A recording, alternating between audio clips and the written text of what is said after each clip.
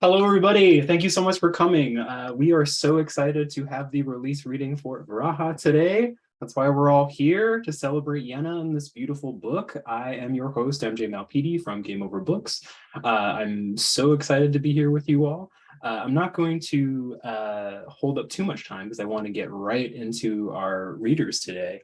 So we have a lovely opener tonight, Lyd Havens, graciously giving us their presence today, which is incredible. Uh, so we're gonna open with Lyd, and I'm gonna pull you up here, Lyd. Add your spotlight. There we go. And I'm just gonna pull up your bio really quick. Oh my God, forgive me, everyone. I'm a mess. This is what happens when you have ADHD. Okay. All right. Let's see. All right, Lyd Havens, are you ready? Yes. Okay. Lyd Havens, they is the author of Chokecherry, Game Over Books 2021, as well as a co-author of I Wish I Wasn't Royalty, a playable chapbook, Game Over Books 2020. Her work was previously published in Plowshares, Poetry Northwest, New Delta Review, and Tinderbox Poetry Journal. They won the 2022 So to Speak Poetry Prize and the 2018 Ellipses Poetry Prize, and will hold a residency through the Vermont Studio Center in 2023. No big deal. Lyd currently lives in Boise, Idaho. She can be found online at her website, lydhavens.com, or on Instagram at lydhavens. So please, Lyd. Hi. I'm really excited to be here. I just got off a plane a couple hours ago, so I'm like not anyway. But I'm so excited to be here and celebrating Yena and her incredible book. And yeah, so I'm gonna read a few poems from Chokecherry off of my phone because I forgot to pack my copy of Chokecherry. And I was like, oh well, my mom has a copy. I'll just use my mom's copy. And then my mom's like, I can't find it. So we're just doing the phone, which is nice because I used to do poetry slams and I would always read off my phone. So I feel like I'm there again. Okay, cool. So also I'm in my mom's office. There's a creepy doll back there that belongs to my sister that I just saw on the table and was like, all right. Okay, so yeah, I'm gonna read a few poems from Chokecherry, and then some newer poems. Cool. So this is the first poem in Chokecherry, and it is called XX. I was 20 years old at a long glass table writing the same letter for a year. No. Let me start again. I was 20 years old, taking photos of the sunset from the interior. Black velvet slipped out of the jukebox before I tried to slip into the bar. I was 20 years old with dormant daddy issues. My lungs were covered in horseradish. The oven door was loose. The doctors never believed me. I was 20 years old and the college freshmen mistook me for the next decade. Typical. I was 20 years old with aloe vera under my eyes. I kept forgetting to replace the batteries in my vibrator. None of my dates ever touched me. I was 20 years old and I never let any of my dates touch me. Wait. I was 20 years old, afraid I would die before the bars actually welcomed me and my dry tastes. I was 20 years old and always good company. I was 20 years old, my wisdom teeth tucked into the far end of my pillowcase. I was 20 years old and the last time I spoke to my father was in a diner the week before Christmas. I was 20 years old and then I wasn't. I was 21 years old, openly weeping while standing on black ice, grenadine on my teeth and winter sweat pooling in my party dress. The Roman numerals are getting less and less lonely. My handwriting shakier and shakier. My jaw padlocks itself every morning. I wonder, when the houseplant loses a leaf, when the hive begins to crystallize in the sun, when the radio goes hungry, does it remember the way I do?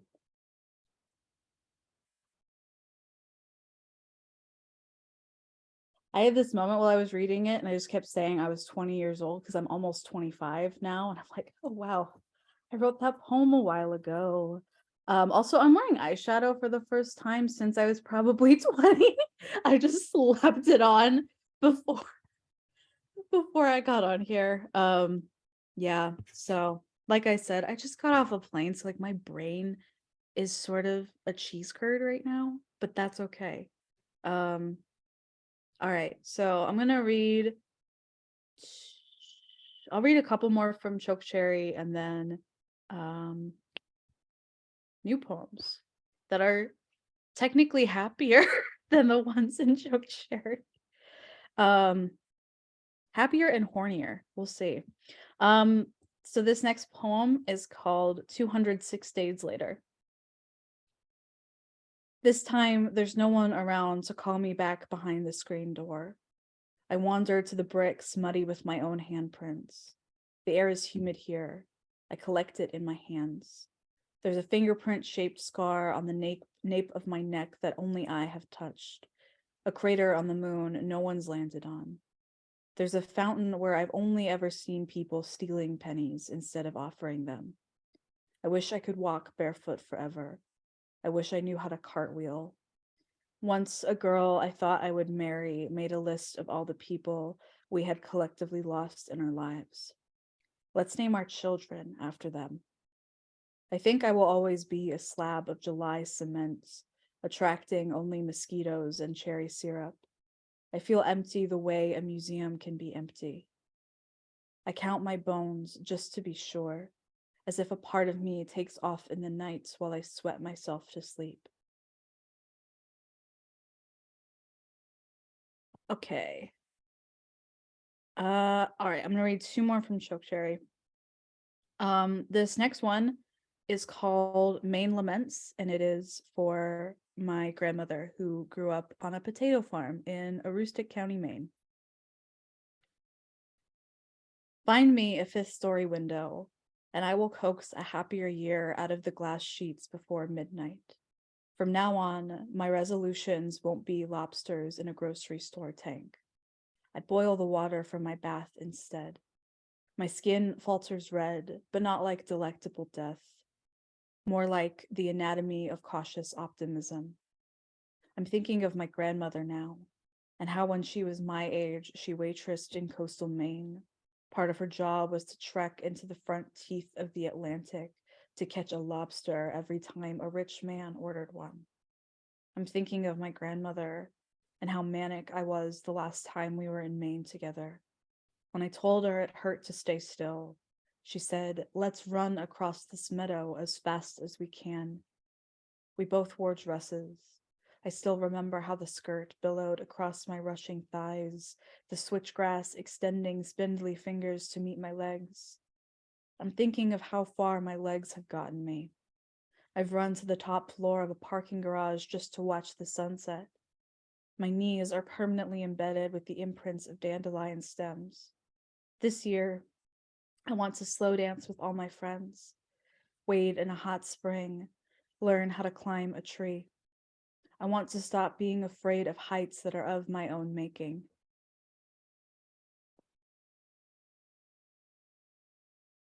Whoops, wrong one.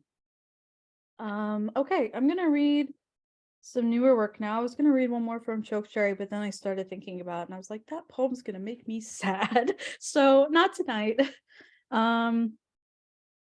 Yeah, they don't talk about how much self-care goes into like being a writer who writes about bad shit. Not bad shit, but just hard shit. Anyway, yeah, this is some new shit from a manuscript I'm working on right now, coming at some point. I don't know when. We'll see. What do you need to know? This book is mostly about nourishment and community and being a survivor of many traumas who is now in a stable and healthy relationship for the first time. It is like, this is fun and also very strange. Anyway, so yeah, okay. This first poem is called A Cosmonaut's Bone Fossilized in His Widow's Hands, and it begins with something a photography professor said to me about a year ago. So yeah, shout out to, I almost forgot, John Sadler. That's his name. Shout out to John Sadler. a cosmonaut's bone fossilized in his widow's hands. I know someone who won't throw away photos that have people in them. Did I inherit that superstition from a single conversation? Piles of faces on my desk. Hands overflowing with conditioner in the shower. I take a selfie at the beach, and then another, and then another. I scream into the ocean. I apologize to the ocean. I tell another lover just how difficult it was to kill Rasputin. Poisoned, beaten, shot, thrown in the freezing river. That's just excessive, they said. How do you know that? Why do you know that? I don't tell them I used to read every Wikipedia page involving murder before bed. The idea being, if I know everything about brutality, I will not be brutalized. Instead, I gather their hair out of the crook of their neck, smile without my teeth, ask if they want a glass of water, my voice cracking like pork fat on the stove. All right. This next poem is called Frozen Spring. I love the snow juxtaposed against the white blossoms of the trees that smell like cum. I do not love the snow. Woke up again with my hands between my thighs, joints swelling with weather. Drank cold coffee anyway, wrestled with the rice cake bag. On my ceiling, the postcard TC got me at a thrift store in Chicago, a stranger's handwriting on the back. Dear you, Philip Glass was a plumber and taxi cab driver. I'll speak with you soon. Perhaps benign truths are the most soothing. Yellow onions are most likely to make you weep. Cranberries bounce when ripe. Dear you, they found honey jars in Pompeii preserved alongside the city's last movements. Dear you, I wrapped my hand around an icicle and suddenly understood our solitudes. Dear you, it's before my time. Longer days, roofs melting, but the clothesline frozen solid, Arctic tightrope, iceberg transmission. You sang into piano strings, but wouldn't tell me what you heard. I didn't even change time zones, and I'm like just so discombobulated. It's fine. I'm so happy to be here. I'm just, but we're good. We're doing it. So the book, this manuscript that will eventually become a book, the tentative title, which very well could change, as I'm sure Josh and MJ know, is Feast Day. And a lot of the poems are titled after actual feast days of patron saints in Catholicism. I didn't grow up Catholic. My father's family was Catholic, and so it was always just something that I was intrigued by from a distance. And then when I was 9, I went into a church for the first time in my life for a wedding, and I freaked out because there were just so many paintings of death and gore. And I was like, why are we here? Anyway, so this poem is called Saint Dymphna's Feast Day. Saint Dymphna is patron saint of many things, but for this poem, it's just important that she is the patron saint of the mentally ill and runaways. Saint Dymphna's Feast Day.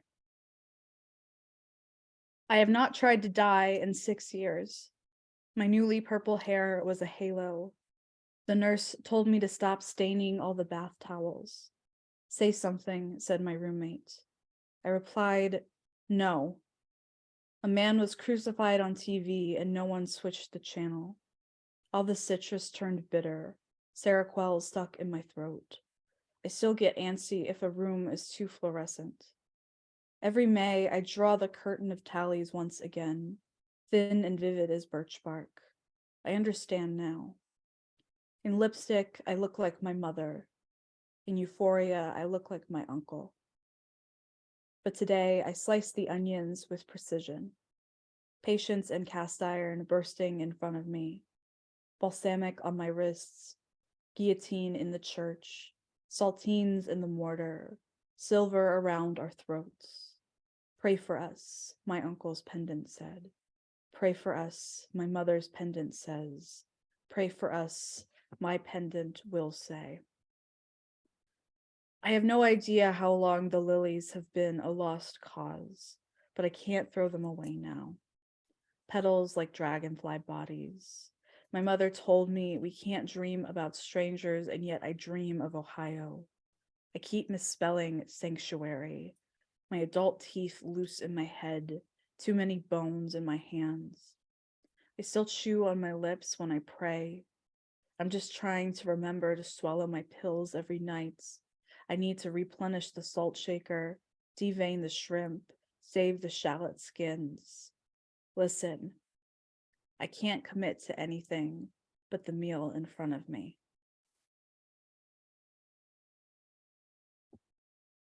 All right, I'm gonna read 2 more poems. Also, just a really quick plug. I'm selling broadsides right now of most of that poem. And all of the sales will help me get to Vermont Studio Center, where I have a residency. I'm just selling them through my Instagram.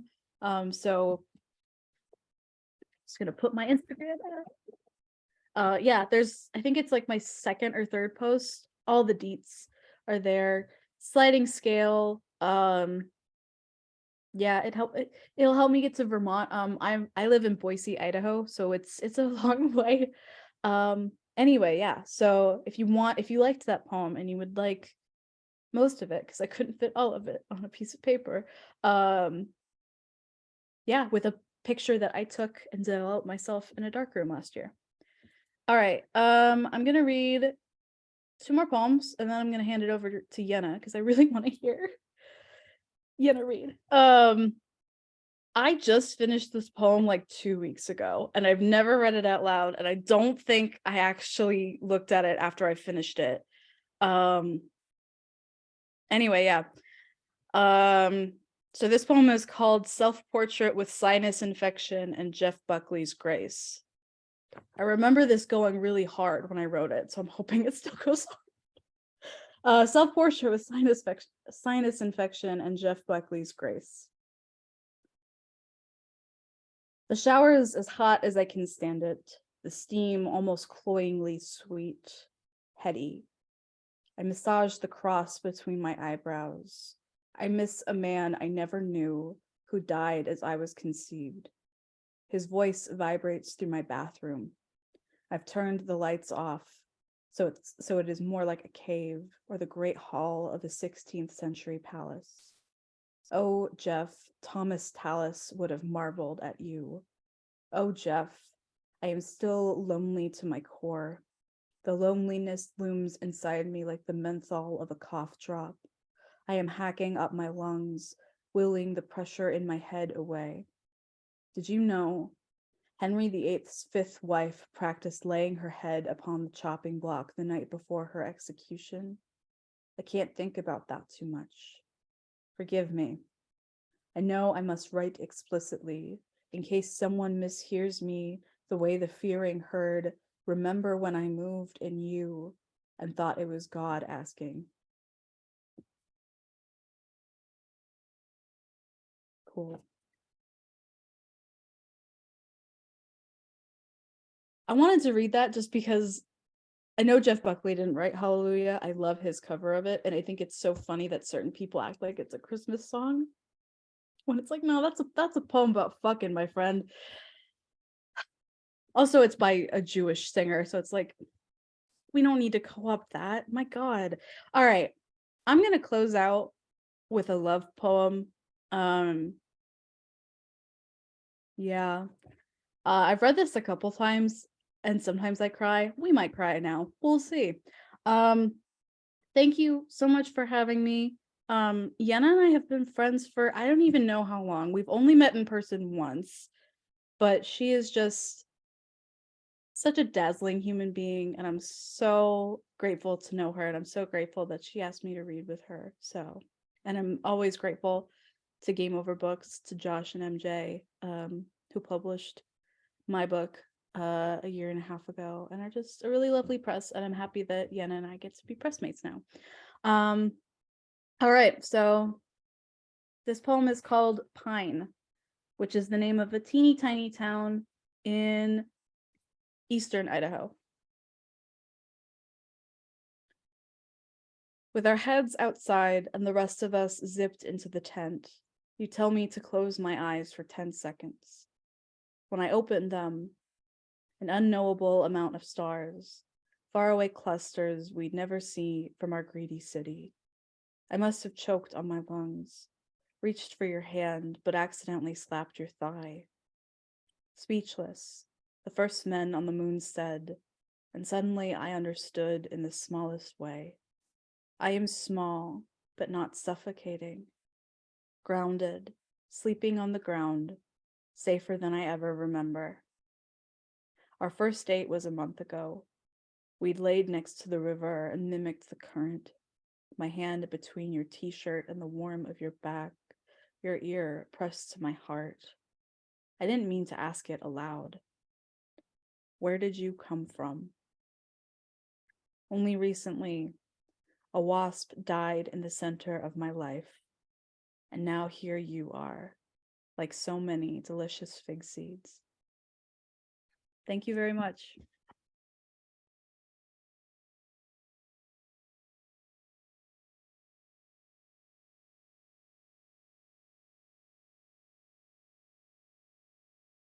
Oh, was I muted?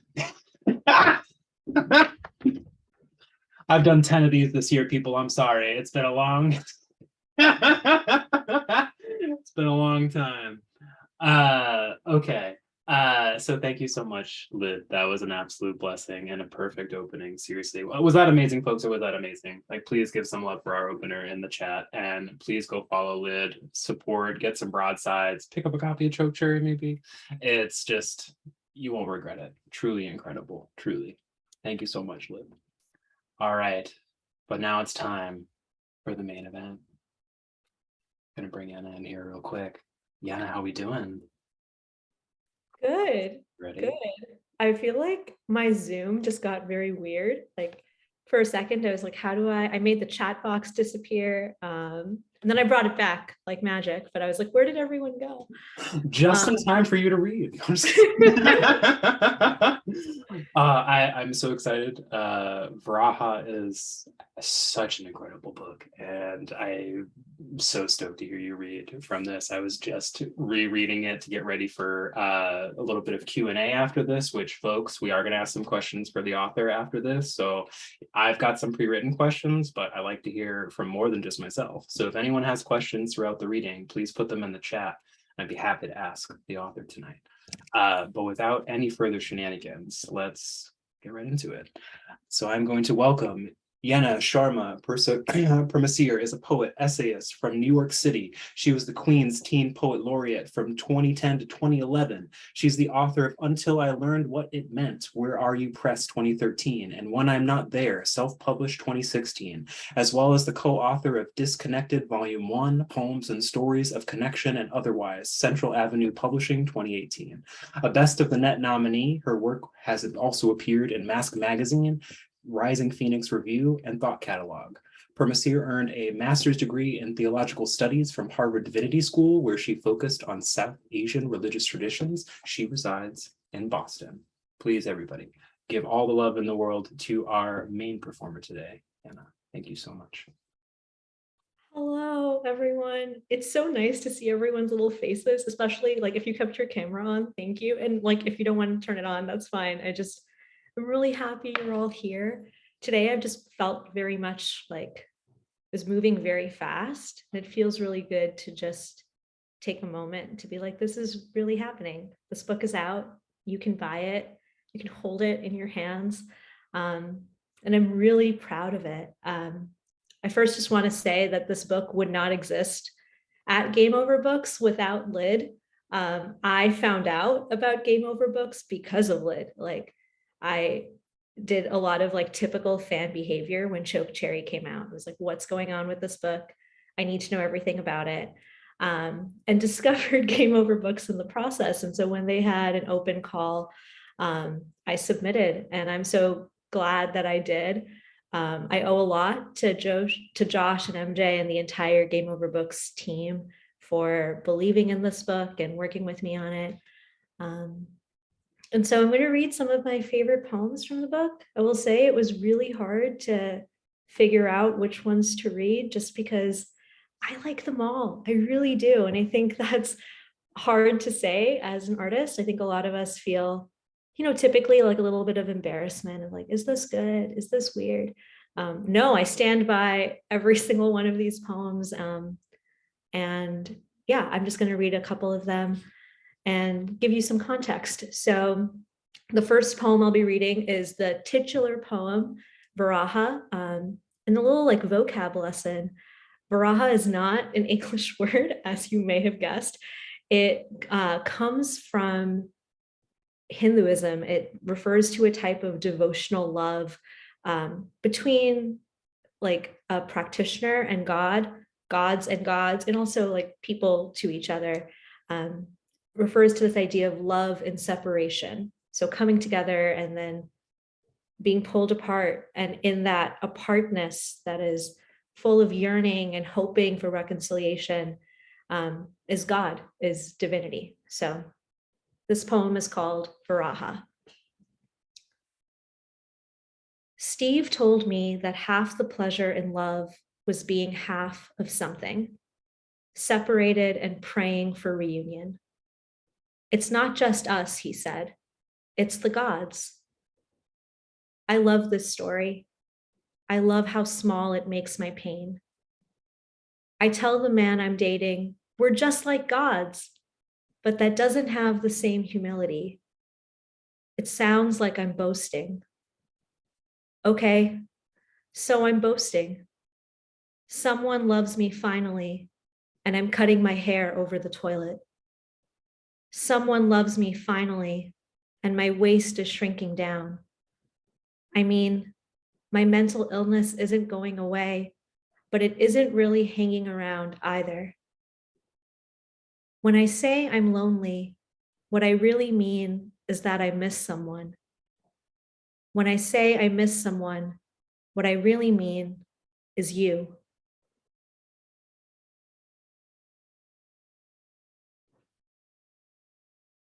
So it's really funny to do this over Zoom, right? There's like this moment of being like, I'm done and you're waiting and I'm waiting. It's a fun little dance. One of the things I do a lot in this book, one of the themes when I was putting it together was having like a spooky category. This is a spooky poem that actually begins with a long quote from an academic paper. So I'm going to read the quote first and then I'll read the poem. This is from an essay entitled The Theme of the Double in Dostoevsky by Dmitry Shizevsky. And the quote is, "The ethical function of the appearance of the double is obviously the same as the ethical function of death, i.e., the loss of existence of the subject. Or shall we say that the loss of concreteness brings about a depersonalization of the subject? It becomes a thing. It loses existence as a subject. Thus, the double puts with extreme power the question, will the individual discover a new stability and a new life in absolute being, or will he perish in nothingness?" This poem is called Doppelganger. My favorite actor was never supposed to be my husband. He was the shadow of my father. Shah Rukh Khan dancing badly and confidently. My father in a wheelchair asking me why I even liked him. I don't know, I said. I cry when I look at him, I said. When I was a child, I would rewind and repeat my favorite scenes, watching his weepy brown eyes, seeing his dimples reveal and hide.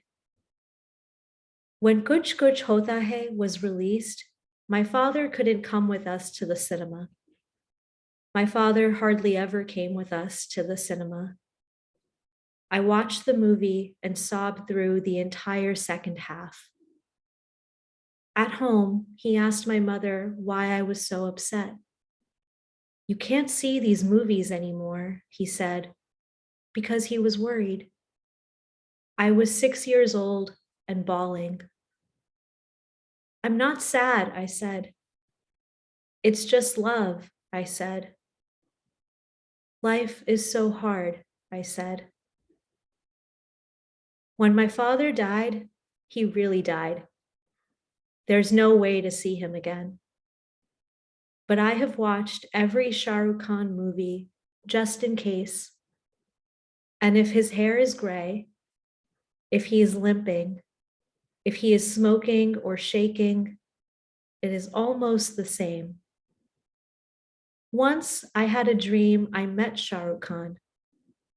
We were in the middle of the street. He was getting out of a car.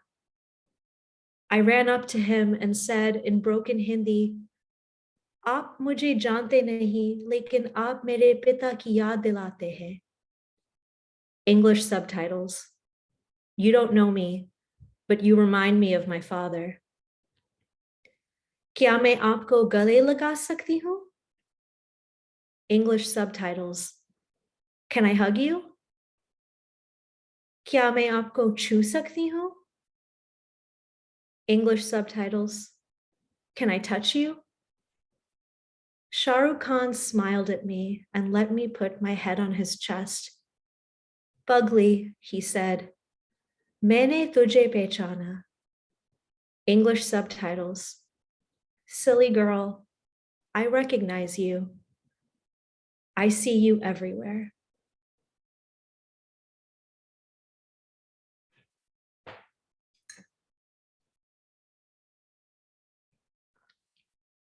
So when we were putting together a book, I think there's a moment for a lot of writers where you're like, this is the book, this is it. And so this next poem, when I wrote it, I knew immediately that I had a book.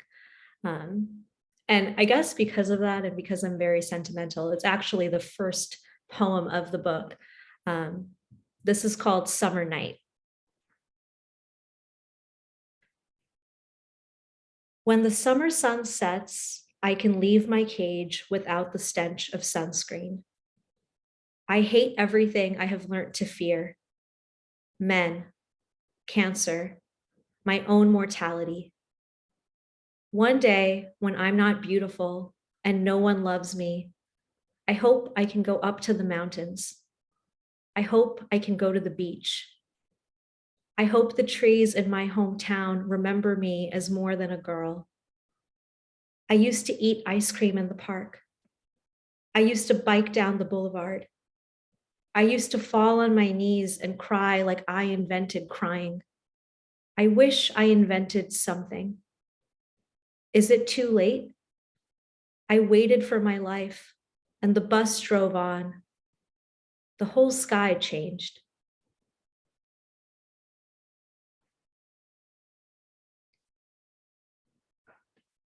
So another theme or like a type of poem that is in this book, there are a lot of poems about gender, about girlhood and womanhood, but also positioning the politics of gender, of what it means to be someone whose labor is, just infinite, often without much gratitude. This is a poem that touches on that, and it's called Moontime. You thought I was wet when I was just bloody. Stood up too quickly and out leaked the mess of me. I want to have a baby if a baby will have me. Until then, I'll keep loving men in need of mothering, nurse their idiot ideas, cradle their dwindling self-esteem, clean up their shit, put them to bed. The last time I had sex might be the last time I have sex. I'm still deciding. It's not that I regret the snoring mouth in my ear. It's the memory of his slouching body stretched out in the morning. It doesn't fit our nothing story. Who cares about his soft belly, floppy hair, medium roast laugh? Every man is the same man. Every baby has the same stupid slobber smile. Every mother thinks she's so different. Her big fucking heart, the size of the sun. And then she has a son.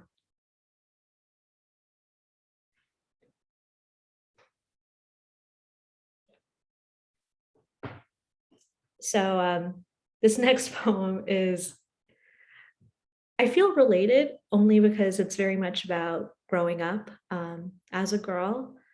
I think being a teenager is so complicated, and then being in this body that is really like read as adult the moment you like even come into a bit of puberty, but being so young and being so hopeful. This poem is called The Second Mountain. The year after my first summer at camp was the summer immediately following Miley Cyrus's release of The Climb. This was back when Hannah Montana was still alive, back when I was 16 and in Denmark, where the word for mountain and hill are the same. And hiking meant watching one teenager fumble with the compass and another with the laminated map. Before we went off course, I got a tick bite on my neck that Ilsa tried to remove with tweezers in a national park. But she couldn't get the head, not even when Clay held a flashlight like a halo over me and the persistent July sun. No, later, after we ate 3 dinners of rice and cheese and carried our packs over our heads through a stream the size of my confidence, I had to sit in the infirmary, stinking of tea tree oil. Ilsa dug into my skin with a needle, and a younger me would have cried at the invasion or the thought of Lyme disease, but I was a veteran, a leader, a girl with a passport, and I was done flinching. I called my mom only because I was told to, and she said, "Don't they have hospitals in this country?" And I said, laughing, because the distance between us made everything ridiculous, "Ma, it looks like a hickey." The summer before, the girls in the next tent gave each other hickeys for practice or pleasure or the pain of it all, which, if you remember being 15, you know was grandiose. That was an American camp on American soil, and it was the Danish girl who bruised the pinkest, the girl from Jersey who laughed so loud, even us New Yorkers were envious. I can almost see that farmhouse, but the rest of the song is out of reach. If I think too hard, Hannah stops crooning. I learned a lesson in girlhood that summer that doesn't make sense out of the wilderness. No one could believe what we did to survive, how the least adventurous of us could bring down an axe like a fucking thunderclap, and given the day, we cried together like a monsoon. In English, is there a word for a group of girls crying? Is that word stop? Just gonna drink some water. But yeah, I feel like a little bit of pop culture stuff for me. I don't think we talk enough about when Miley Cyrus said that Hannah Montana was dead. I don't remember if she ever said Hannah Montana is now alive, but it's a very traumatic thing to hear. And I guess like this is a part of the book. There is like the legend of Hannah Montana, right? Like she's not a real person. Yes, Max's comment, the old Hannah can't come to the phone right now. That is how I feel about this. Like, where is the old Hannah? Anyway, there is a lot of mythology in this book. And one of my favorite poems about that is entitled Myth Number 1. At first, there was everything. You sang our forever song. I didn't know how to cry and had no reason to learn. Then there was a reason. Then another. It built like an empire. I died like a fire. I was a fire and you were the wind. You were the wind and I hurt. There was a war I waged, and it doesn't matter who won, it ended. The war, the sun, the dipper in the sky tipped over. I stole the river from the ocean. I cried like a mother. I had no mother. I cried like a daughter. I had no daughter. Love changed me. I became a planet. I was alone.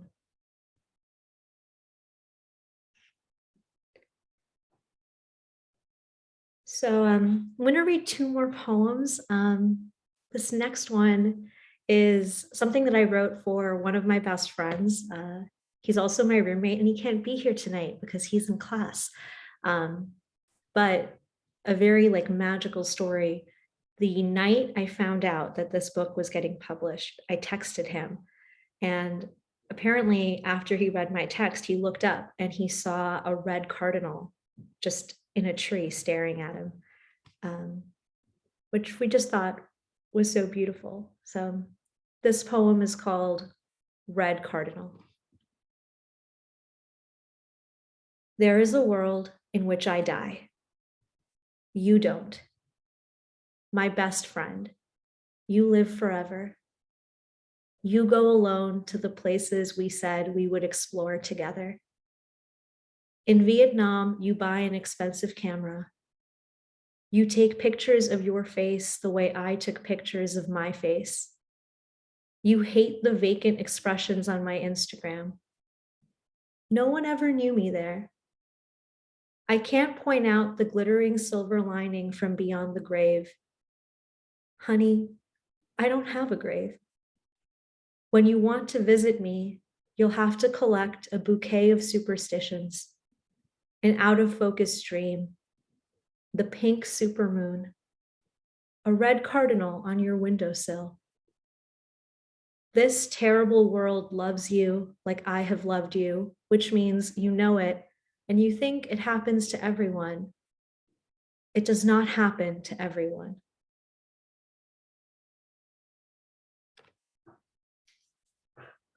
Okay, so this last poem, I picked it 100% because it is seasonally appropriate. But the other reason is that I think Lyd was talking about this too. It can be very healing to write about the things that have happened to us, but it can also feel more traumatic, right? As we're doing it and reading it and maybe reliving parts of it. And I remember when I wrote this particular poem, everything felt very dark. Life, my sense of self, it was just a bad time. And I felt like I was scrambling towards this sense of lightness, this sense of peace. And that's really what I think the ultimate, if there was a takeaway from this collection, it would be that peace is possible. This poem is called Drafted. Instead of writing that letter, I'm writing this poem. This is a draft. I'll come back and make it perfect. I have forever. The sun tomorrow is supposed to loom over the city like a Christmas angel. I love Christmas. I'm already dreaming of what I'll write in the greeting cards, how there were dark days, long phone calls, a moon phase that hurt me, a moon phase that healed me. I write best in the past tense. I hate the present. I love the future. I'm running away from myself. If I'm ever someone else, I know I'll miss the underbelly of the person who disbelieved love. That person can do anything. Thank you. I guess it is now time for Oh, it's time. the Q&A. Everybody, Yena, please give all the love in the world to this incredible author right now. Like, what a beautiful, beautiful reading. People are in for a serious treat when they get their hands on this book, truly. But yes, we are here at the AMA portion, the Q&A, the Ask Me Anything. So again, I do have some questions to go through, but people, if you are curious about anything about the author, about this incredible book, throw it in the chat. I'd be happy to ask Yena. Well, we got it right here. But with that, I'm going to pull up my own questions really quick. And I think I'm going to start with a question about the title. Because as Lyd pointed out, titles can change. And originally this book was not titled Viraha. It was actually titled Revival. And so I am curious, can you tell us a bit about how and why you transitioned to the title Viraha? What brought you to that? Sure. So it's funny, I've got some really wonderful friends who I work with on this call, and we're all in marketing. And so there's like a real marketing answer here. Revival is a cool word, and a lot of people think so. There are so many things named Revival. There's a cafe like in Davis Square, like not even that far from me, called Revival. So in terms of SEO, it wasn't a super smart like thing to call it that. But from like a more poetic answer, revival sounds really positive, right? Like it's very much like you're done, you're alive again, and all is well. And this collection, I think, leans positive, but calling it Viraha, there's a lot of hope, right? But maybe nothing happens. Maybe it doesn't get better. And that's not okay. That's just true, right? Like sometimes we don't reconnect with people. I guess put differently, it's like hope in itself is a good thing. It doesn't need to have like achieved some end goal. And so changing the title felt important poetically. It also felt important politically, like to give it a non-English word name. And hopefully spread some knowledge about this concept of love and separation, yearning, right? Yeah, I mean, I'm trying to remember that story you told me. Didn't you bring this concept to your own brother who was like, what? Yes. I don't know. I think my brother and my mom are watching together, but he was like, what does this mean? And I was like, that's a good point. Like, what does it mean? And we had a really funny text conversation because he was like, this sounds sick. Like the whole point is people separate and then that like you just miss them. That's terrible. And I was like, it is terrible. Like it's totally terrible to miss people, but we do it every day. Like some of my closest friends, I spend most of our friendship just missing them. And it's beautiful to think that there's something like magic happening there, right? Like they miss me too. We're missing each other at the same time. And so much of life is about that. And then he liked it. Then he was like, oh, okay, I now like this concept more. No, I love that story. It's incredible. And shout out to Lindsay, because I agree that the SAO tips are very important. Very true. You gotta think about that when you're thinking about the visibility of your book. But kind of segueing a little bit off of this. So I'm curious, in terms of reader experience, what do you hope readers take away from the book in regard to that struggle of continuing and finding hope after a major life event, such as a change in a relationship? What perspective do you hope to give them on that intersection of grief and hope? So great question. So heavy. I wrote the bulk of this book in the first year of the pandemic. And I felt awful. Like it was a really dark time. I know a lot of people felt that way. And I think when something like that happens, a major life event or like a big change, really, it's very easy to think you want to move past it when really it's like you want to go back. You want to go back to before the event. And you don't really want to move into this world where the event has happened, right? But one, like time doesn't work that way. You can't go back. And it's very sad. I think grief is that. Grief is knowing that and living with it. I think of grief and hope as like the two, like the angel and the devil on your shoulder, right? I don't think either of them are devils. I actually think they're both angels. There's something really beautiful about grief, but it's like a constant buzzing. It's just always there. And maybe if you're used to living with grief, you know how to tune it out, but you have to try like not to, right? Hope is different. Hope is not a constant buzzing. Hope is like if you're trying to fall asleep and your foot is suddenly itchy and you're just aware that something is happening. And so you can't count on it, but when it's there, when there's that moment of thinking, maybe something will get better, it's like this lifeline that you can cling on to. I think also like I think most people by a certain age have gone through like a major loss or like a defining thing that felt like they never thought that would happen to them, whatever it is. Like their life wasn't supposed to be that way. And even if things don't get better, they change. And even if the things don't change, you change. And even if you don't change, the people around you change, right? And maybe in that, there's like this sense of like,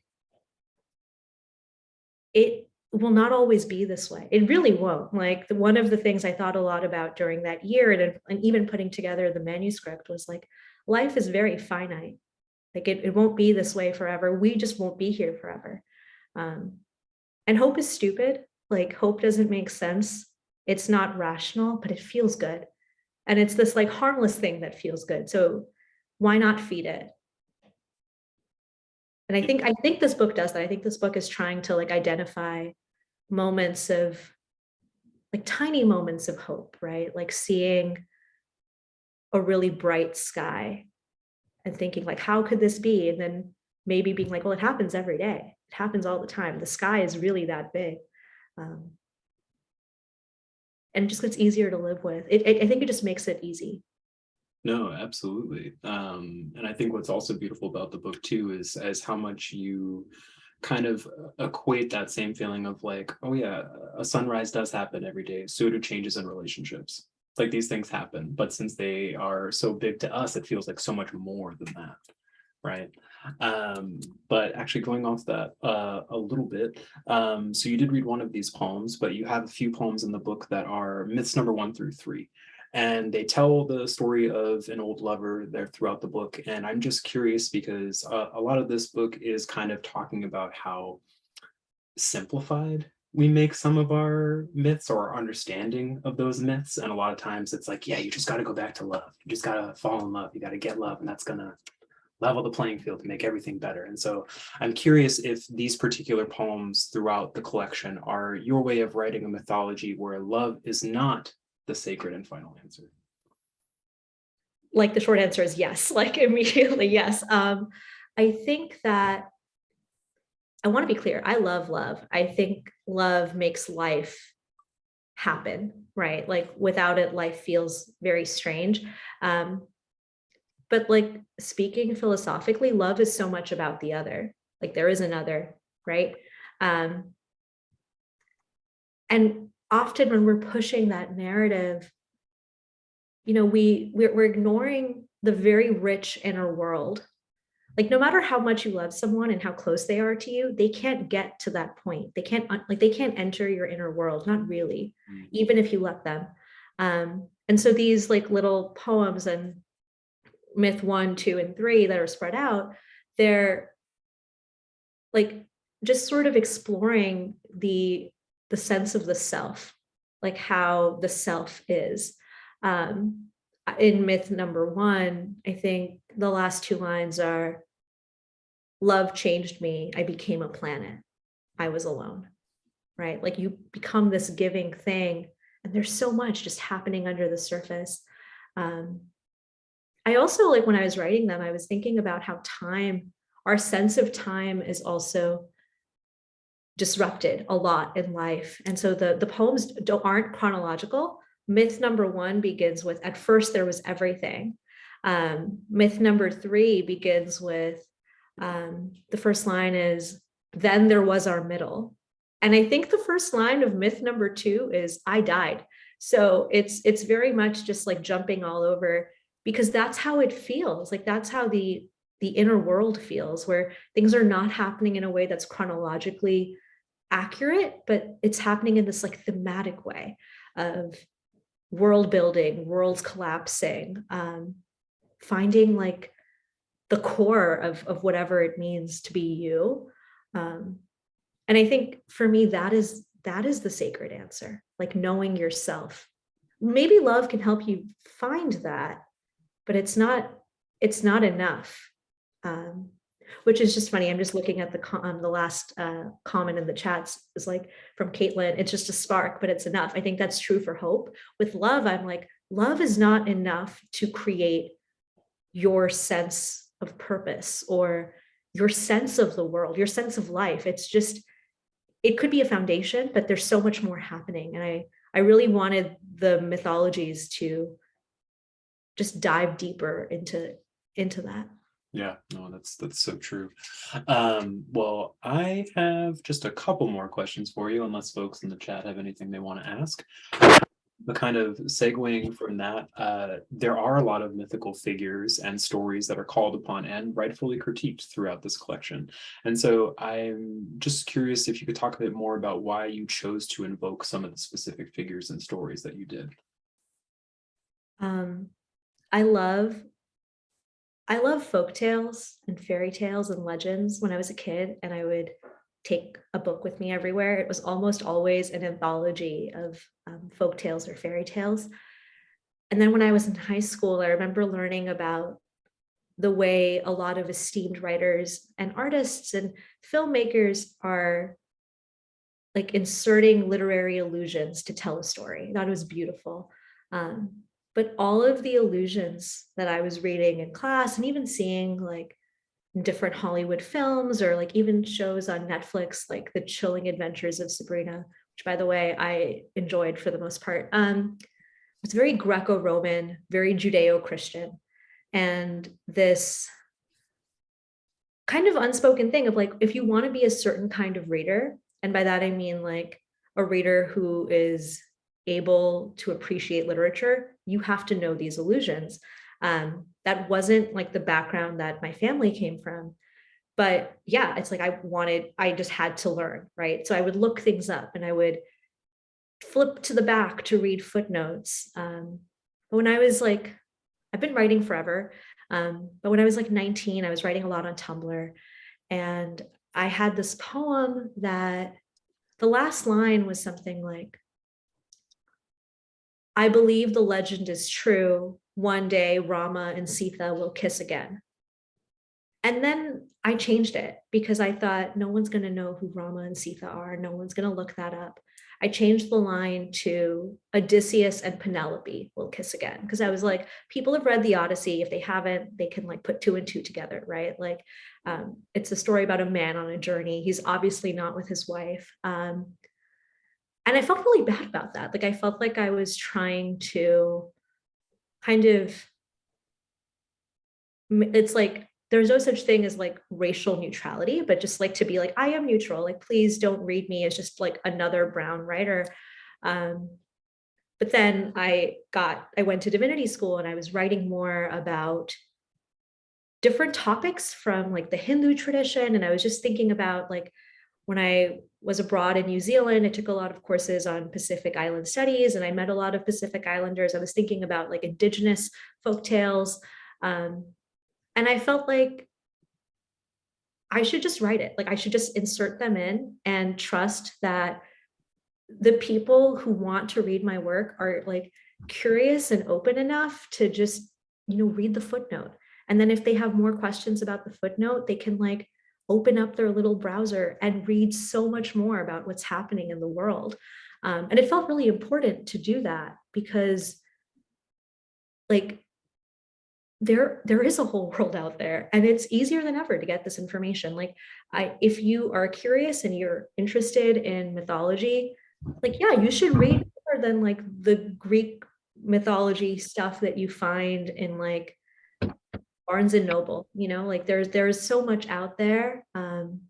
And I felt like if I didn't write it, like how could I be upset with somebody else not for writing it, you know? Oh, absolutely. And actually kind of going off of that, I'm so glad that you did not do the same thing in Summer Tan, because that poem is so amazing. Yeah, I think people really that. I almost read that poem tonight. I love that poem. This poem is like, it's a love poem, and it's very much just like the last couplet is something like, what you felt about me should be fading like a summer tan, but I'm brown forever. And I remember like when I wrote it, I was like, it felt like a punchline, right? Like for a lot of people, when you're like reading stuff from an author, you might not think about like who they are or like what they look like. And so it's very easy for a lot of people to just assume that most writers are white, right? I think especially white audiences tend to do that. And so this was like just taking up space to be like, if you thought that an author named Yena Sharma Purmasir was white, you're about to just like learn that you were wrong, and she's actually brown. Very wrong. Yeah. Very confused. But no, thank you. That was a great answer. We did get a question from the chat here from Caitlin. And so Caitlin asked, what was your soundtrack for this book? This is a big question. Caitlin, do you mean like the soundtrack of what I wrote to? Is that what you mean? I believe so, but yeah, okay. Yeah. So soundtrack of what you wrote to, soundtrack of what you were listening to in 2020 that inspired you to go, like. Yeah.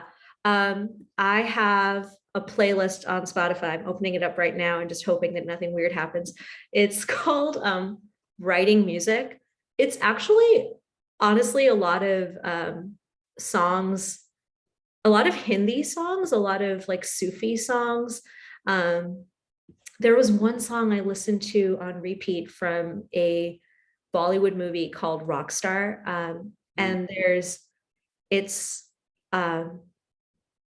it's a song that plays on like Muslim devotion. And so there's this part where the translation is something like the speaker talking to God, like, where have you brought me? Like, how did I end up in this place? And I listened to that a lot, that feeling of like, where have I come and how did I get here? Because it's how I felt. Like I was wandering through Boston, but this is true. I would just walk around late at night. I would call, at least 5 of the people in this lovely group to be like, just to talk, because I just felt so like lonely and disconnected. But this deep sense of like that song was just like a weird soundtrack. It's beautiful. The sad thing is like, they don't really put subtitles to things, like, so it's very hard to share, but it's also very visually appealing. He's in a mosque and it's just like very much humbled to be like, he's here, right? Like God brought him here. And that there being some reason for that, like here, no matter how bad it is like maybe your opportunity to help or to do good. So I listened to that a lot. I don't think I listened, I'm looking at this playlist to be like, I think I'm very much, I'm almost ashamed to say this, but I listen to songs on repeat for as long as I have to. And I think as a writer, it's actually really helpful for me to lose track of time. So I'll just have a song playing on a loop and it'll kind of disorient me and make it easier for me to just work on something without feeling like, oh, has it been an hour? Has it been 2 hours? Yeah. That's awesome.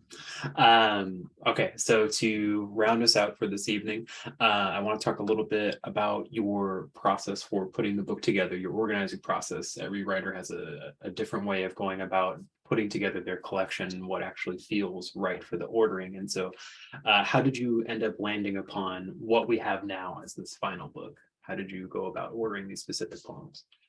So I don't have a printer, which is like my disclaimer for why I did something that will sound very like neurotic, very type A. But if I had had a printer, what I would have done was just print everything out, like anything I thought would go into the book. And then I would have just like laid the sheets out and shuffled them around, like moved pages.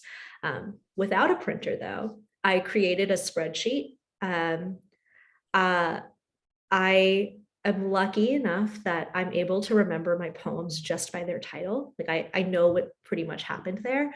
So every poem that I thought could be in the collection, I entered into the spreadsheet. So I'd enter in the title, and then I had a very involved keyword system of like, so the example is like for the doppelganger poem that I read earlier today, that poem would have been tagged with father, family, death, growing up, time, spooky. I told you it was a spooky poem, and brown, right? It was a brown poem. And so I would do that. I had columns for each category, and I would like put an X if it fit.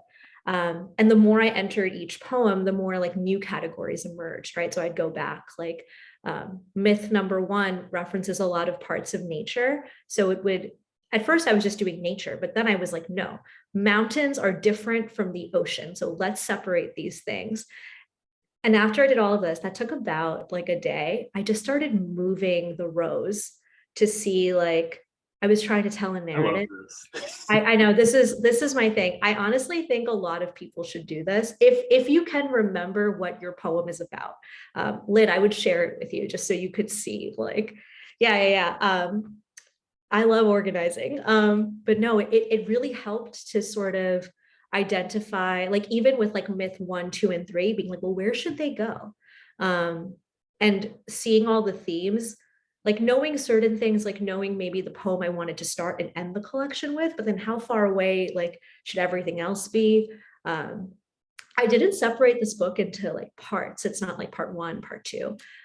But yeah, the keyword thing really helped. I don't know how I came up with it. If I had a printer, I wouldn't have innovated with my Excel sheet. So that's how I organized it. Just all the pro tips today. This is this is awesome. Well, that is all my questions. That is our reading for tonight, folks. Please, again, all the love for Yena Sharma Purmasir tonight. And this beautiful book, VIRAHA, that is now out and about in the world. And folks will be getting their copies soon. Also, thank you so much again to Lyd Havens, our opener tonight, doing an incredible job. And also a quick thank you to Josh Savory and Caitlin and Divot, our moderators tonight, who are helping me behind the scenes from Game Over Books. I couldn't do this without you. So thank you. And yeah, folks, if you have not been able to get this book yet, I'm going to drop a quick link in the chat. So please do yourself a favor, get a copy of this book. Also, I'm going to let you all in on a little secret. Tomorrow we're going to start a sale. Game Over Books is 5 years old this month, so we're doing an anniversary sale. It's going to be going on for a few days from Wednesday until Friday. So if you want to maybe wait a little bit to get a bit of a discount, that's okay. Not to judge. We all like a sale. So please check out the details on our social media tomorrow, because we're trying to do it big for our 5th year. So thank you all so much. We could not have gotten here without you and without all of these incredible authors and books. So on that note, that's our show, everybody. We hope you liked it. It was recorded, so this will go up on the Game Over Books YouTube channel in a few weeks after the holidays. So please be on the lookout for that if you want to take a gander again and hear these beautiful poems once more. But yeah, that's all we got. That's all they wrote, folks. It was such a pleasure. Thank you all for coming. I love you all. I'm going to go drink so much water now, okay? I like when you were like, I'm gonna drink water, and it's like, yeah, you can do that. It's okay. It is really weird on Zoom sometimes. It's just well, this was awesome. I had a great time. Okay. Bye, friends.